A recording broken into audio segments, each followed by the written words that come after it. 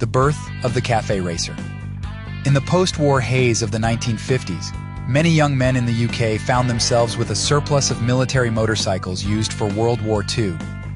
Fueled by a hunger for speed and a desire for freedom, these absolute legends transformed their bikes into stripped-down, minimalist speed machines.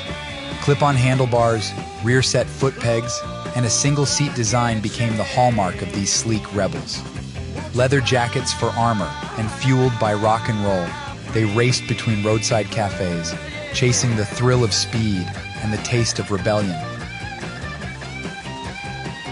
The legacy lives on in the sleek lines of modern custom builds, a reminder that the cafe racer isn't just a machine, but a symbol of the exhilarating journey, the pursuit of speed, and the unbridled freedom of the open road.